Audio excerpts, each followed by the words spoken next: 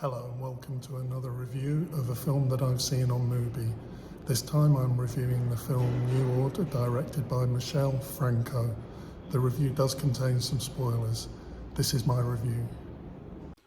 Wow, I've just finished watching this film not so long ago, and what an experience. I'm a little bit traumatized. It's an unpleasant experience, but this is really an excellent film. Oh, I'm impressed by it, but a little bit shaken. I mean, I love the way it opened. It opens in a very unsettling way. We get flashes of what I think actually are flashes of what are to come through the film. We just get these series of images which are very unsettling and chaotic and ambiguous. It's not clear how they fit together, but some of the images are very striking. And so I was instantly kind of gripped, but very unsettled and very unsure.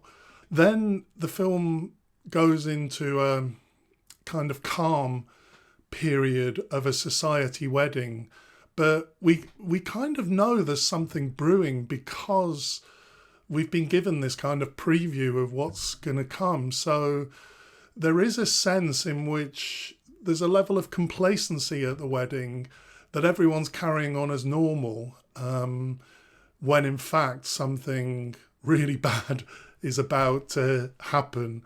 And from this point on, the film is one of constant tension. In fact, I'd say it's more than it's more like a horror movie. This is a horror movie. It's like a zombie apocalypse movie without the zombies. It's really scary and horrible, and unpleasant, but gripping at the same time. I think the cinematography is amazing. It's quite, you're really inside this film. There's never any distance from it. There's no kind of views set back, and so you're really in the film, in the action. A lot of the shots are really close, and that just works in keeping the kind of level of anxiety, I think. And it's a very strange film because it's kind of difficult to be on anyone's side. I mean, obviously there are some people who get really badly treated in this film, who it's easy to feel sympathy for them, but there's no real heroes in this film. There's no one who's explicitly kind of good. There's no saviors. It's just everything is going wrong in this film.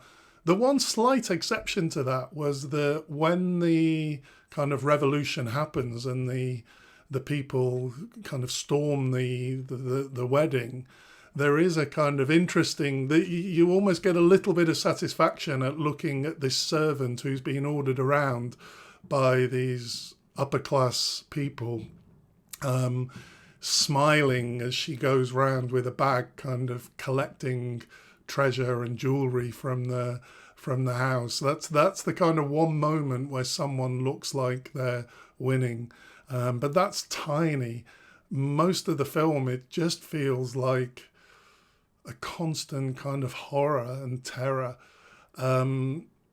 Obviously, this film is very political. It's about class revolution, but it's really interesting because in the end, it's not about the people.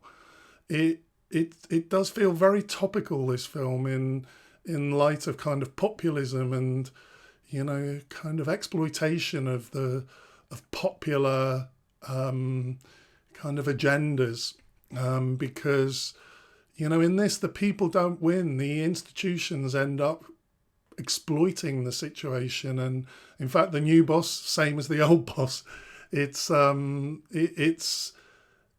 it really, no one wins as a result of this. The military, who there's a horrible kind of scene where it looks like the military are being helpful, and then you realize that, you know, actually they're not. That they're in on it as well, and that they end up exploiting the situation and, you know, committing horrible acts. I think, I kind of don't like films that wear their politics too explicitly in films, but this is really well done. I mean, the politics is very explicit, but it's in your face, but it's subtle as well. There's no explanation. We don't really know what this revolution is about. We don't know what the agenda is. There's no lecturing. It's actually, there's a lot of ambiguity, and I really like that about it. So overall, this film is brutal, unrelentingly so. It's a real kind of horror film, I would say, which in some ways kind of, it's not necessarily a real depiction of a political situation. It's maybe a horror film of what could happen, the dangers of complacency, of kind of, complacency in regard to inequality and where that could actually lead us, and hypocrisy. And it's really, really interesting subject, but really well done. I was very affected by this film. At the end of it, I felt traumatized, really. It's a really traumatic film, but very impressive, very gripping, very interesting, raises lots of issues, and if you can stomach it, I highly recommend it. Next time I'm going to be reviewing the film Adoption by Marta Mejerosh. See you next time.